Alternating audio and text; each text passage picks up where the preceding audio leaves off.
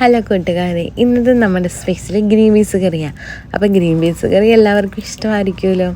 അപ്പോൾ അതെങ്ങനെ ഉണ്ടാക്കുന്നത് നന്നായിട്ട് കുതിർത്ത് വെച്ച ഗ്രീൻ പീസ് നമുക്ക് കുറച്ച് ഉപ്പും മഞ്ഞൾപ്പൊടിയും കുറച്ച് ചിക്കൻ മസാലയും കൂടി ചേർത്തിട്ട് വേവിച്ചെടുക്കാം. വേവിച്ചെടുക്കുന്ന സമയം കൊണ്ട് നമുക്ക് കുറച്ച് പച്ചക്കറി അരിഞ്ഞെടുക്കാം. ക്യാരറ്റ്, ഉരുളക്കിഴങ്ങ്, സവോളയും പിന്നെ കുറച്ച് പച്ചമുളകും കറിവേപ്പിലയും ഇത്ര ഐറ്റംസാണ് കേട്ടോ നമുക്ക് വേണ്ടത്. അത് നമുക്ക് ചെറുതായിട്ട് അരിഞ്ഞെടുക്കാം. ഈ ഒരു വലുപ്പത്തിലാണ് കേട്ടോ ഞാൻ അരിഞ്ഞെടുത്തിരിക്കുന്നത്. ഇനി നമുക്ക് വേവിക്കാൻ വെച്ച ഗ്രീൻ പീസ് കറിയിലേക്ക് ഇതെല്ലാം ചേർത്ത് കൊടുക്കാം.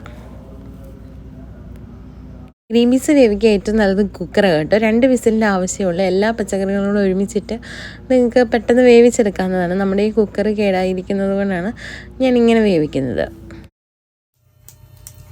നമുക്ക് ഗ്രീൻ പീസിലേക്കുള്ള മസാല റെഡിയാക്കാം. അതിനായിട്ട് ഒരു പാനിലേക്ക് കടുക് പൊട്ടിക്കുക, പിന്നെ വറ്റൽമുളകും സവോളയും കറിവേപ്പിലയും കൂടി ഇട്ട് വഴറ്റിയെടുക്കുക. സവോളയൊന്ന് വഴണ്ടി വരുന്ന സമയം കൊണ്ട് നമുക്ക് കുറച്ച് മല്ലിപ്പൊടി, കുറച്ച് മുളക് പൊടി, കുറച്ച് മഞ്ഞൾപ്പൊടി, പിന്നെ കുറച്ച് കുരുമുളക് പൊടി ഇവയെല്ലാം കൂടി ചേർത്ത് നന്നായിട്ട് പച്ചമണം മാറുന്നിടം വരെ ഇളക്കിയെടുക്കാം.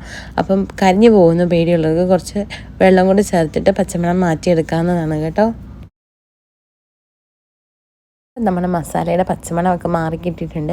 ഇനി നമുക്ക് കുറച്ച് ഗരം മസാലയും കൂടെ ചേർത്ത് കൊടുക്കാം.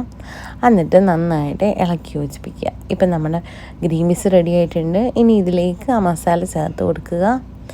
എന്നിട്ട് ആവശ്യത്തിന് ഉപ്പും പുളിയൊക്കെ ഉണ്ടോ എന്ന് നോക്കി വെള്ളം ആവശ്യത്തിന് ചേർത്ത് കൊടുക്കുക. എന്നിട്ടൊരു 5 to 10 minutes വെയിറ്റ് ചെയ്യുക. അവസാനം ഞാൻ കുറച്ച് പാൽ കൂടി ചേർത്ത് കൊടുക്കുന്നുണ്ട് കേട്ടോ. അപ്പോൾ നമ്മുടെ ഗ്രീൻ പീസ് കറി ഏകദേശം ഇവിടെ റെഡി ആയിട്ടുണ്ട്. ഒന്ന് നന്നായിട്ടൊന്ന് തിളപ്പിച്ചെടുക്കുക.